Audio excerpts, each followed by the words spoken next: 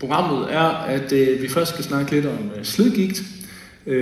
Så skal vi snakke lidt om, eller så skal vi dykke ned i stamcellernes forunderlige verden, og så til sidst skal vi snakke om selve projektet. Men allerførst så skal vi lige hilse på Ole. Og Ole, han er lige fyldt 62. Og ja, Ole, han er ikke så glad, kan I se, men det er ikke fordi, han er fyldt 62. Det er fordi, han er ondt i knæet. Det er ikke kun smerter, Ole han oplever i knæet. Han er også tit ude at løbe med hans jævnaldrende, og de begynder efterhånden at overhale ham mere og mere. Og når han kommer hjem efter, han er ude at løbe, så går det også rigtig ondt, endnu mere ondt i det knæ der, og det kan være hævet.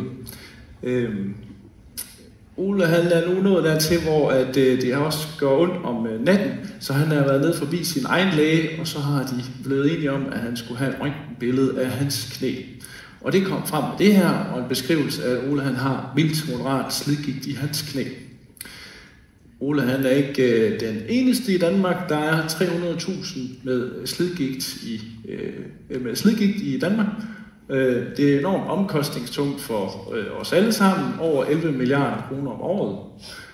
Hvad kan man så gøre ved det? Jamen i Oles tilfælde med den milde til moderate slidgigt, der kan Ole træne, han kan forsøge at tabe sig, tage smertestille i omfang, det måtte hjælpe ham, og så kan man, når Oles knæ er irriteret og inflammeret, forsøge at lægge blokade i hans knæ. På et tidspunkt kan det så være, at vi møder Ole i CMK, og at vi skal give ham et nyt knæ, når hans slidgigt den udvikler sig, og han får svær slidgigt. Men tilbage til Ole, og hvad det egentlig er, der sker inde i hans knæ. Hvad er slidgigt egentlig? Hvis vi zoomer lidt ind, så kan man ligesom sige, at slidgigt det er en pågående irritation i knæet. Den her pågående irritation, også kaldt inflammation, det kan man sidestille med en ildebrand, her med de små bål. Når der er ildebrand i noget, så er der noget, der går i stykker, og det, der går i stykker, det er knæbrusk. Man har derfor arbejdet internationalt med stamceller. Og når I hører stamceller, så tænker man tit på stamcellebehandling af knoglemarvskræft for eksempel, stamcellebehandling af leukemi. Men i det her tilfælde, så er det stamceller, som kommer fra støttevævet, altså vores fedtvæv, eller for eksempel fra knoglemarv. Hvorfor har man så arbejdet med stamceller? Jamen, stamceller de har lidt forskellige hatte på. Den ene hat, de har på, den kan slukke et ildebrand. De kan virke antiinflammatoriske. Når så ligesom ildebranden den er slukket, så kan tømmerne begynde at rykke ind. Og de tømmer, der kan rykke ind, det er altså brusktømmerne. Så der er nogle af de internationale studier, som vi sammenligner os med i projektet, har vist, at slidgigtsudviklingen den bliver stationeret på det niveau, man ligesom har fået stamcellebehandling på. Og der er også nogle af studier, der måtte vise, at det simpelthen kommer med at bruske behandlingen. Stamceller de kan komme, som jeg nævnte, fra knoglemarven. De kan også komme fra navlestrengsnoren på nyfødte, og så kan de også komme fra fedtvævet.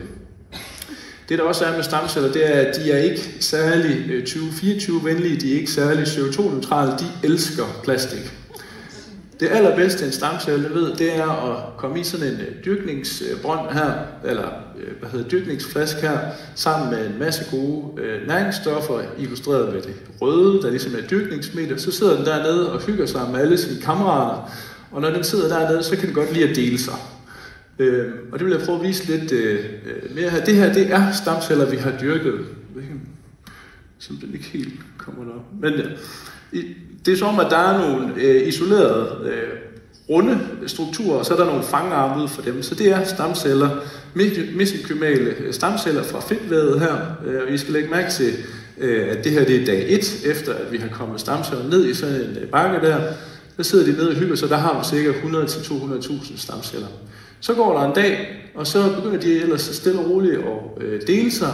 Og så på tredje dagen, så er der rigtig mange stamceller, så er de klar til at blive høstet og komme ud i flere flasker, for at man kan dyrke dem til en stor mængde. Så her er vi oppe på 1 til 3 millioner stamceller. Når man snakker stamcellebehandling, så har man mulighed for at gøre det på 2 forskellige måder. Det kan enten stamcellerne kan enten blive taget ud af en cell, altså vævet kan blive taget ud af en cell, og så kan det blive givet tilbage til en cell igen. Det er det, vi kalder autolog stamcelletransplantation. Så kan man også snakke om allogen stamcelletransplantation. Det betyder, at det kommer fra en rask donor over i dig selv, over i for eksempel en patient med slidgigt. Det her det er vejen igennem, fra man har taget vævet ud af patienten. Man høster det ligesom, man piller stamcellerne ud, man dykker dem til en stor mængde, så fryser man dem ned, og så transporterer man dem tilbage igen, enten til patienten selv, eller til en, fra en donor til en patient. Hvorfor snakke om allogen stamcelletransplantation? Jamen, den allogene stamcelletransplantation gør, at det åbner mulighederne for, at en donor kan give behandlinger til mange flere, end hvis det kun er til én selv. Så vi kan altså have det som hyldevare. Når der er brug for stamcellerne, kan vi tage det ned af hylden, og så give det til de patienter, der måtte have brug for det. Det gør også, at det er meget prisvenligt lige pludselig, når man kan sige, isolation og dyrkningscyklus kan gives til flere patienter. Og til sidst effekten, og det er ikke for at være efter nogens alder eller noget, men jo ældre man bliver, og det er alder over 50, så bliver stamceller dårlige til at agere som stamceller. Det her med, at de kan være antiinflammatoriske, og de kan genskabe brusken. Og hvorfor kan man så, altså hvorfor opdager immunforsvaret for vi ved jo, at i forhold til det her med knoglemarvskræft og transplantation, så skal der være fuldstændig en match mellem donor og den, der ligesom måtte have brug for stamcellerne. Det kan vi, fordi at hvis vi zoomer lidt ind på en stamcelle her, så har stamcellerne, for det første så mangler de på overfladen af deres cellekerne, der mangler de nogle af de her overfladeproteiner, som gør, at immunforsvaret kan opdage det. Det andet er også, at de jo udskiller de her antiinflammatoriske cytokiner, proteiner, som gør, at immunforsvaret i det område, de kommer ind i, ligesom bliver lagt ned også, som også gør, at de ikke kan opdages af immunforsvaret. Så det muliggør, at man kan lave allogene stamcelletransplantationer.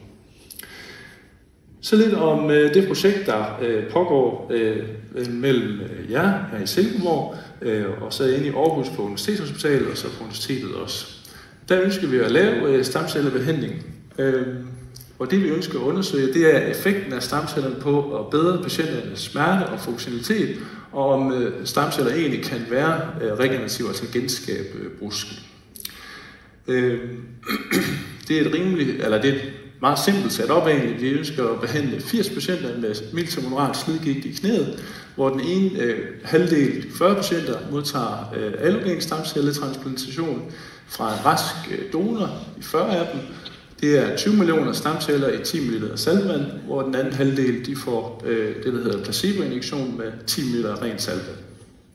Det foregår ultralydsvejledning, så vi kan se, at nålen den kommer ind der, hvor vi gerne vil have, at stamceller skal ind. Når man kommer med i projektet, det er ligesom for at skematisere vejen igennem projektet. Det er de 80 patienter, vi gerne vil have med. Før de bliver behandlet, der stiller vi dem spørgeskema, vi undersøger dem, og så bliver de MR-scannet. Så modtager de deres behandling enten med placebo eller stamceller, og det er fuldstændig tilfældigt tildelt. Jeg ved ikke, hvilken gruppe man må komme i. Jeg kan heller ikke garantere, at man kommer i den ene eller den anden gruppe, når vi tager folk med. Det er alle sammen randomiseret igennem et computersystem. Så følger vi patienterne efterfølgende i op til 2 år. Efter 3 og 6 måneder, der sender vi spørgeskema til dem og undersøger dem. Og efter 12 og 24 måneder, der MR-scanner vi dem også.